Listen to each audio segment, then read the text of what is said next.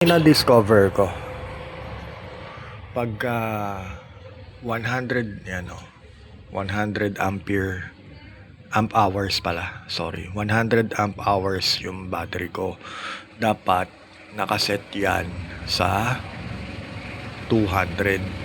Yan, kasi 200 amp hour yung battery ko pero ngayon nag-reach siya ng 100 amp hour. Ngayon, nag-hit na siya ng 14.6. Yung voltage, 14.6 na. Yung charge current ko, hindi na 40 amperes. Pero ang lakas-lakas pa ng araw sa labas. Summer na summer, ang init-init. Dapat, nililimit na ni Elejoy. Hindi na nga umaandar yung fan. Normally, umaandar yan. Nililimit ni Elejoy yung charge current niya 2 amperes na lang, pero wala pa sa 200. So paano mag-hit ng 200 yan kung ang charge current mo ay 2 amperes lang at 14.6 volts? Tignan ko dito, ayan 14.6. Slow charge na ngayon yan at 100 amp hours. So hayaan ko lang. Nagcha-charge pa rin siya at 14.6. Nilimit na niya doon So trickle charge na lang siya siguro. 2 point something 3 amperes para ma-hit niya yung 200 amp hour niya.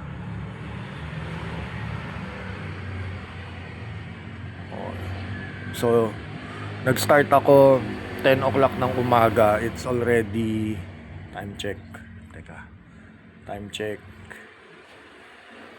2:45 ng hapon. Mainit pa yan. May araw pa. Pero magugulat ka.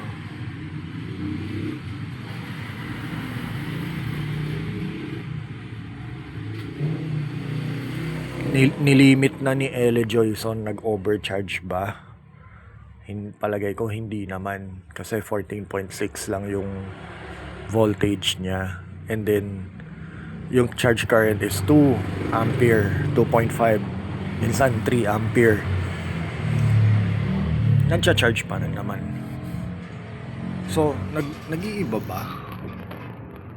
100.3 nagpo 0.4 kaya yan sa 2 ampere na current. Tagal niya mag-4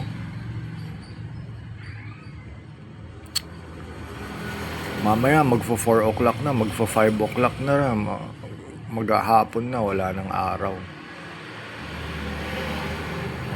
Tagal.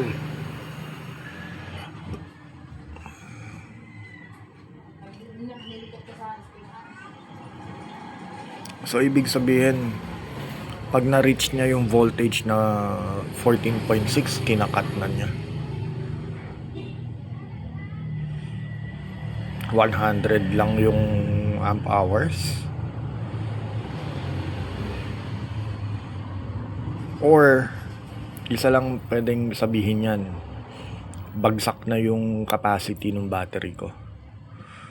Kasi, hindi na nagmamatch yung haba ng amp hours niya sa voltage niya. Kumbaga, nare-reach niya agad yung voltage niya na full ng half pa lang yung capacity. So, 50% na lang ba ang capacity ng battery ko? Kasi, nag-stop na siya dito. So, 100. Ewan ko. Kasi nagcha-charge pa Ano, nag-4 na. Nag-4 na. So, mabagal lang. Kasi nga, 2 ampere na. Nakalimit na siya doon. So, hayaan ko lang kasi gusto ko ma-reach yung 200 amp hour. Share ko lang.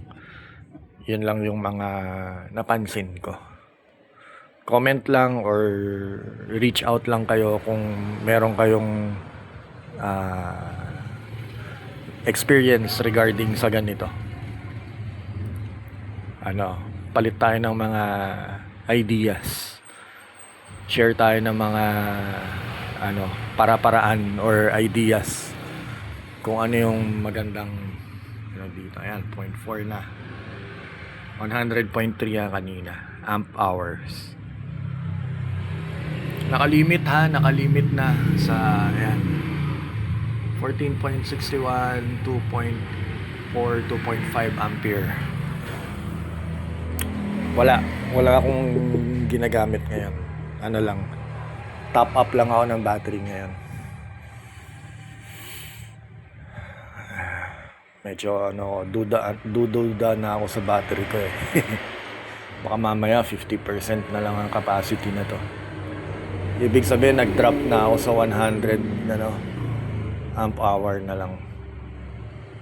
Considering na ang Calb cells kasi talaga ay 80% battery life na lang kasi talaga yan eh.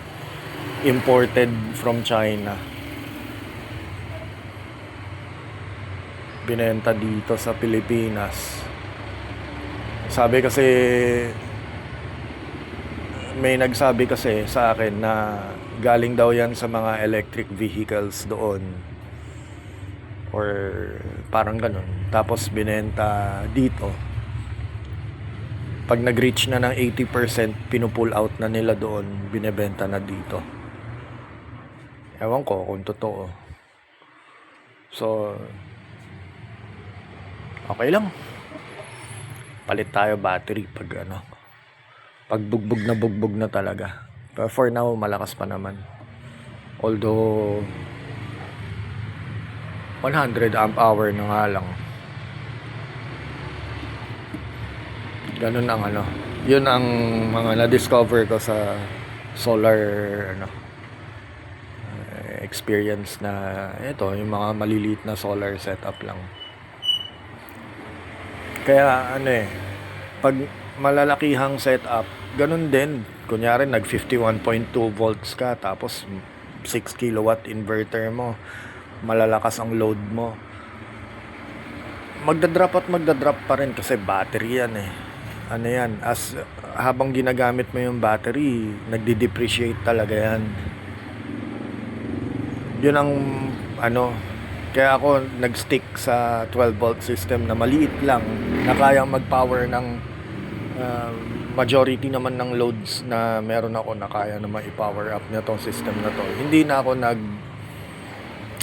naggastos pa. Hindi na ako nagtaas ng system voltage at nag-series connection ng mga panel at nagpalit ng inverter sa 24 volt at nagpalit, kasi ang daming papalitan pag nag-increase ka ng system voltage.